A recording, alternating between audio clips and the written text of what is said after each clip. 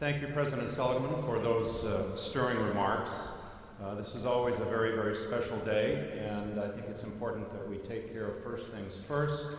A warm round of applause for the John Marcellus and the ladies and gentlemen of the slide trombone down here, the trombone choir.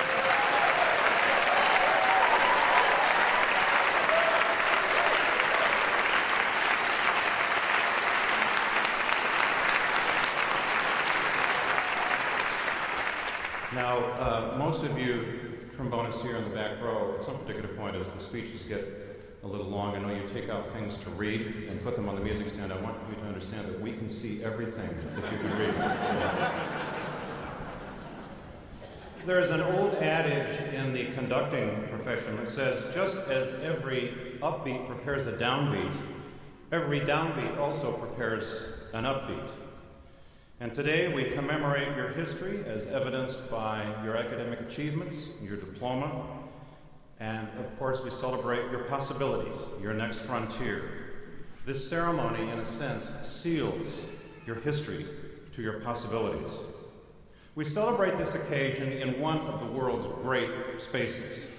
For you students who have had the privilege of performing here on the stage at Kodak Hall at Eastman Theater, you know the feeling.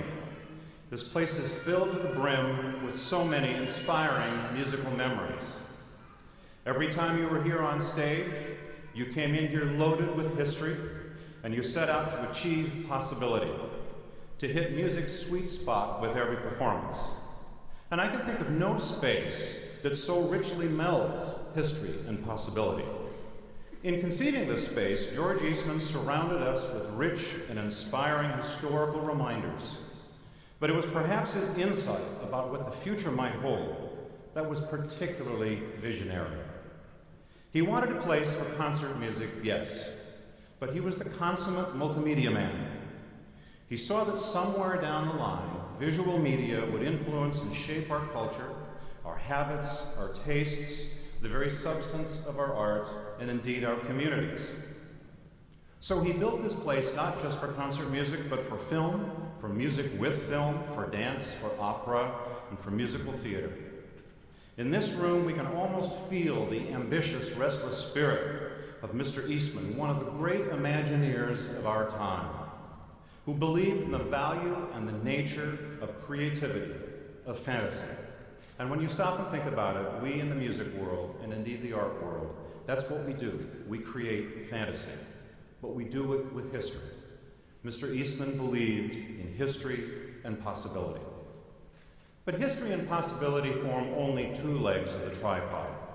For Mr. Eastman also believed in community, of bringing people together to share in the power of imagination, and of the power of the imagination to create community.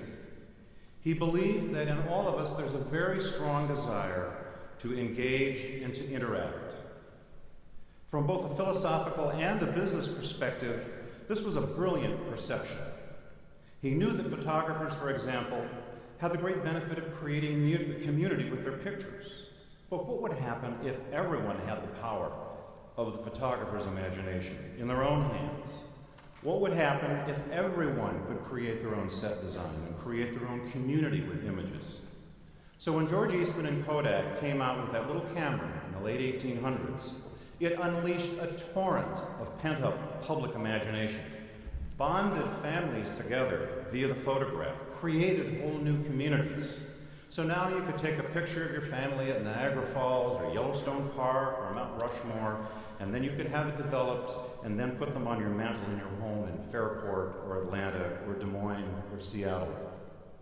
Now I believe that there is a very powerful historical link today in this very space between Eastman's creating a process whereby pretty much everybody could snap a photograph and share it well over 100 years ago, and you snapping photographs of today's festivities, your family and your friends, with your smartphone and posting it on Facebook.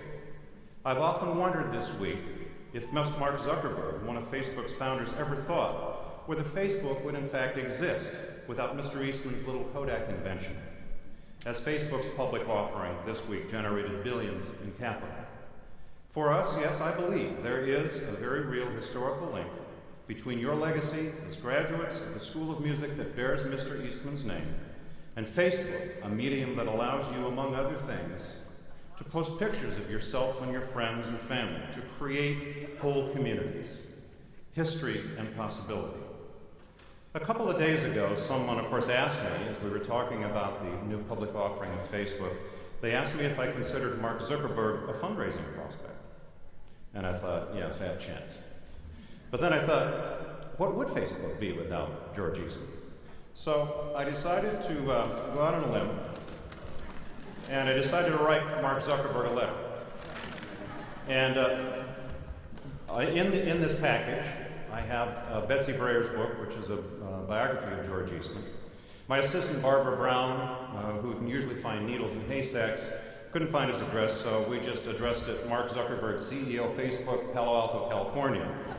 And in the letter, I said, Mark Zuckerberg, CEO, Facebook, and remember, this is a new informal age.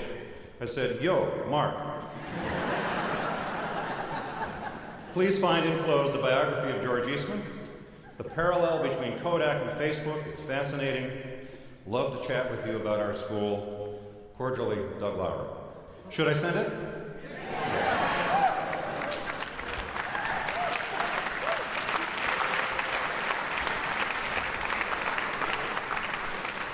Now, one of our responsibilities as musicians is to create community with our imaginations, and sometimes it doesn't hurt to do it the old-fashioned way.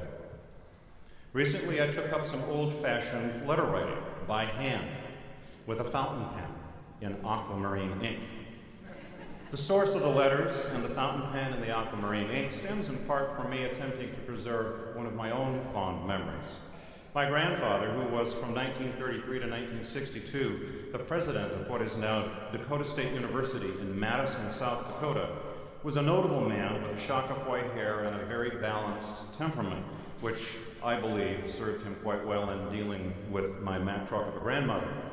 But my grandfather would send me these mailing tubes inside of which he would have rolled up issues of the Sporting News. And inside these issues of the Sporting News were letters in aquamarine ink on onion skin vellum.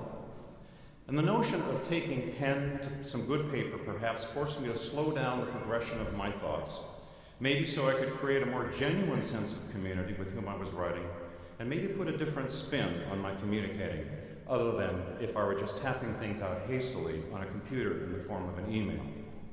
When I read my grandfather's letters, there was a sense of an organic imprint, hard, clear, personalized evidence of invested time and spirit.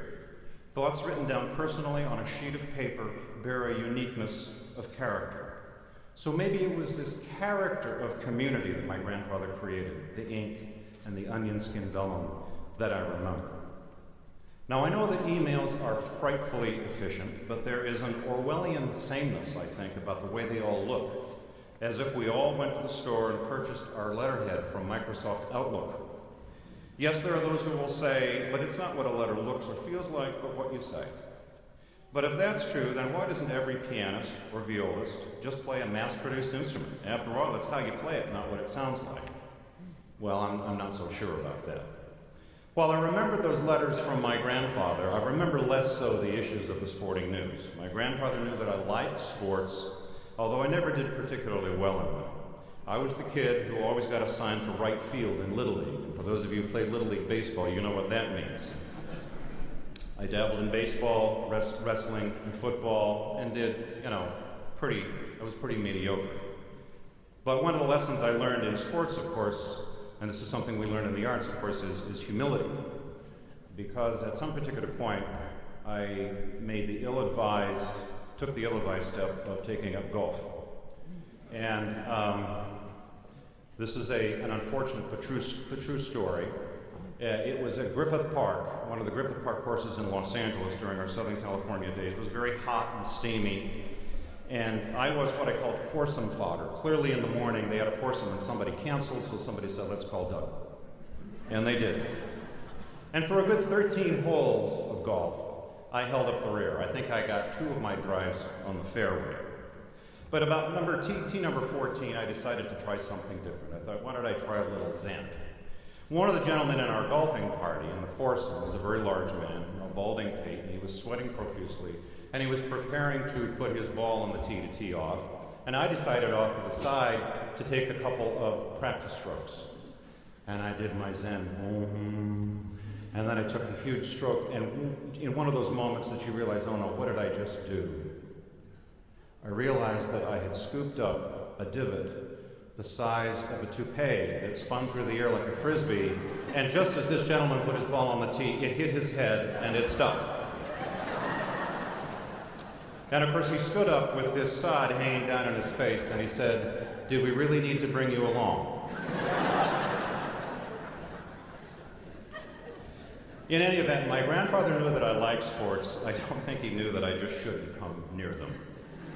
But in all seriousness, it was his imagination expressed in his letters that created a communal bond between him and me. For us here and now, our urgent task is to create more community. This is where I believe we've sometimes failed. Although we as musicians want community, some of us have lost the notion of what it takes to create one, or have felt mistakenly that just generating an audience constitutes creating a community. But that's such a dim view of the audience. It diminishes their purpose to simply a bunch of people gathered to pay us attention. It's not enough. The audience is our community, not just in the concert hall, but in the places that we live. Like the community that many of you graduates have developed over the last few years. For these are people with whom you have laughed, cried, become strong friends, and shared perhaps one of the most personal and intimate experiences ever. You've made music together. Because music is such a powerful conduit through which we can create an authentic communal bond. Toward that end, I urge you throughout your life to be a great listener. The Pulitzer Prize-winning author Marilyn Robinson says that every writer I know, when asked how to become a writer, responds with one word: read. What she meant was, in order to be a great writer, you have to be a great reader of other people's work. Likewise, I would encourage you as teachers, scholars, composers, performers, to listen to music extensively, critically, and habitually. It's not merely a matter of practicing lots or of reading a lot about music. It's a matter of listening lots. Bernie Ferrari, who is a member of our University of Rochester Board of Trustees, has written a book entitled Power Listening. Now, although he targets this to the business audience, in his book he talks about invoking what he calls the 80-20 rule, which means spend 80% of your time listening and 20% of your time talking. The principle is the same. You learn more from listening than you do from talking. Another way to put it is, although the imagination is stronger than knowledge, the imagination is impotent without knowledge. In closing, please understand, graduates, that time is precious. I urge you to not take anything for granted, to raise your awareness to the height of revelation. Every moment in life will be rendered much richer if the light of your attention burns brighter. It will also help you deal with uncertainty, which, as the older you get, you realize is the norm and not the exception. But also you learn that uncertainty is a phenomenal source of inspiration. Tend to your community like a garden. Feed it, water it by keeping in touch with one another, with us here at Eastman, and with those around you. The Eastman community is like a quilt, and we need you to help us keep the threads of this delicate quilt in good repair by keeping in touch and, if need be, writing letters by hand. Eastman grads, you are our history, and you are our possibility. Thank you.